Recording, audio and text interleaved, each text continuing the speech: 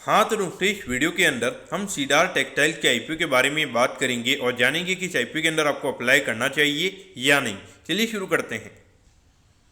तो देखिए सबसे पहले हम ये जानेंगे कि ये कंपनी क्या काम करती है। ये जो कंपनी 2020 में ये कंपनी स्टार्ट हुई है, यानी कि ऑलमोस्ट अगर हम बात करेंगे अराउंड 4 से 5 साल ये कंपनी को स्टार्ट हुए हो चुके हैं। अगर हम ये कंपनी के बिजनेस मॉडल के बारे में अगर हम बात करेंगे तो देखिए अलग अलग तरीके के जो यान्स होते हैं वो ये कंपनी में यहाँ पे बनाती हुई नजर आती है। अब अगर हम करंटली अगर हम कंपनी के टोटल नंबर ऑफ एम्प्लॉइज की अगर हम बात करेंगे तो अराउंड 583 एम्प्लॉइज हमें यहाँ पे कंपनी के अंदर काम करते हुए नजर आते हैं। और ये सारे पेरोल पे यानी कि कोई कॉन्ट्रैक्ट बेसिस पे ये वाले एम्प्लॉइज नहीं है, जो नॉर्मली आपके जो परमानेंट एम्प्लॉइज वो यहाँ पे कंपनी के नजर आते हैं। लेकिन यहाँ पर अगर हम नॉर्मली अगर हम देखेंगे जो टेक्सटाइल के जितने भी एम्प्लॉइज वगैरह होते हैं ये काफ़ी जो लो बेस वाले जो एम्प्लॉइज होते हैं, यानी कि जिनका आई थिंक है ना 2 से 2.5 लाख से भी नीचे का जिनका ईयरली इनकम होता है, तो वो एम्प्लॉइज पर्टिकुलरली हमें यहाँ पे ये नजर आते हैं। अब अगर हम यहाँ पे कंपनी के ऑब्जेक्टिव के बारे में अगर हम बात करेंगे, यानी कि जो आईपीओ से कंपनी को पैसा मिलने वाला उसे कंपनी कैसे यूटिलाइज करने वाली है, तो देखिए लगभग यहाँ पे 8 करोड़ का हमें यहाँ पे कंपनी सोलर का जो पीवी रूफटॉप सिस्टम है वो यहाँ पे कंपनी में यहाँ पे लगाती हुई नजर आएगी। तो डेफिनेटली ये जब 8 करोड़ का केपेक्स है जब ये कंपनी का हो जाएगा, ये पूरा सोलर का जो प्लांट है जब ये कंपनी का लग जाएगा, तो वहाँ पे कहीं ना कहीं आने वाले टाइम पे जो कंपनी की पावर की कॉस्ट है वो यहाँ पे अच्छे तरीके से यहाँ पे कम होती हुई नजर आएगी।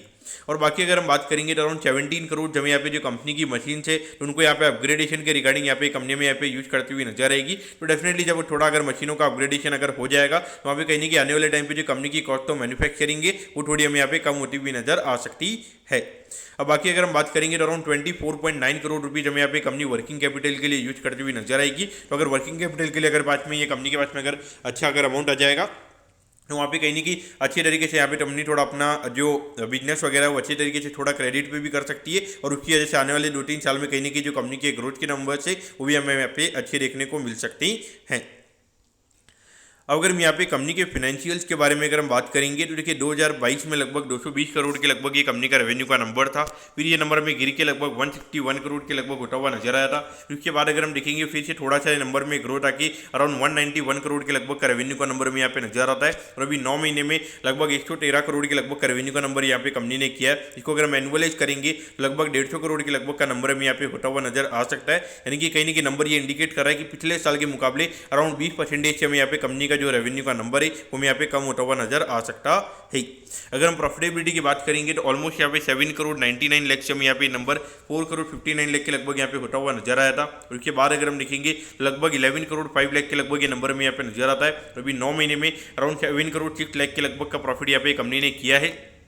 और अगर हम एनुअलाइज भी करेंगे तो लगभग 11 करोड़ के लगभग का प्रॉफिट ये कंपनी में करती हुई नजर आ सकती है। अगर हम ये मान के चलते हैं कि पिछले साल की जितना ये प्रॉफिट ये कंपनी ने किया था उतना प्रॉफिट भी अगर ये कंपनी करती है तो लगभग यहाँ पे 11 करोड़ के लगभग का प्रॉफिट का नंबर में यहाँ पे ये कंपनी का होता हुआ नजर आ सकता है। कहीं नहीं अगर हम देखेंगे तो 2022 में जो कंपनी का रेवेन्यू का नंबर था वो नंबर भी हमें यहाँ पे उसके आगे वाले 3 साल में कंपनी में यहाँ पे नहीं करती हुई नजर आई है। तो कहीं नहीं देखा जाए तो ये इंडिकेशन है कि 220 करोड़ के ऊपर यानी कि जो 200 करोड़ का जो बेंचमार्क है उसके ऊपर ग्रो करने में कहीं ना कहीं यहाँ पे कंपनी को दिक्कत हमें यहाँ पे आती हुई नजर आ रही है। और हो सकता है कि थोड़ा बहुत यहाँ पे थोड़े यान के जो प्राइस है वो 2022 के बाद में थोड़े से गिरे होंगे, जिसकी वजह से भी हमें यहाँ पे थोड़ा बहुत रेवेन्यू में यहाँ पे फॉल देखने को मिला है। अब अगर हम यहाँ पर आईपीओ की डिटेल्स के बारे में अगर हम बात करेंगे तो देखिए 30 जून को ये आईपीओ में स्टार्ट होता हुआ नजर आएगा और 2 जुलाई को ये आईपीओ में क्लोज होता हुआ नजर आएगा।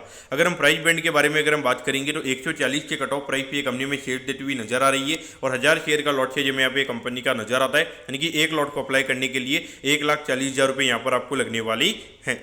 अगर हम स्टेज की अगर हम बात करेंगे तो अराउंड 60 करोड़ 90 लाख के लगभग का आईपीओ का इशू जो यहाँ पे नजर आता है। इसमें से अगर हम मार्केट मेकर के पास में अगर हम बात करेंगे तो 3 करोड़ 5 लाख के जो शेयर्स हैं वो यहाँ पे मार्केट मेकर के पास में जाते हुए नजर आएंगे। और बाकी अगर हम पब्लिक के पास में अगर हम बात करेंगे तो अराउंड 57 करोड़ 85 लाख के जो शेयर वो यहाँ पे पब्लिक के पास में जाते हुए नजर आएंगे।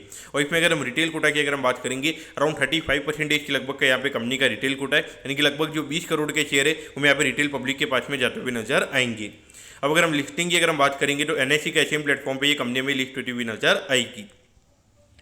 अब अगर हम यहाँ पे कंपनी के टाइम टेबल के बारे में अगर हम बात करेंगे तो देखिए 3 जुलाई को आपको पता चल जाएगा कि आपको अलॉटमेंट मिला ही, अलॉटमेंट नहीं मिलता है 4 जुलाई को आपको रिफंड मिल जाएगा। 4 जुलाई को आपके डिमेट अकाउंट में शेयर आ जाएंगे अगर आपको अलॉटमेंट मिलता ही। और 7 जुलाई को ये कंपनी में लिस्ट होती हुई नजर आएगी। अब अगर हम यहाँ पे कंपनी के वैल्यूएशन के पैरामीटर्स के बारे में अगर हम बात करेंगे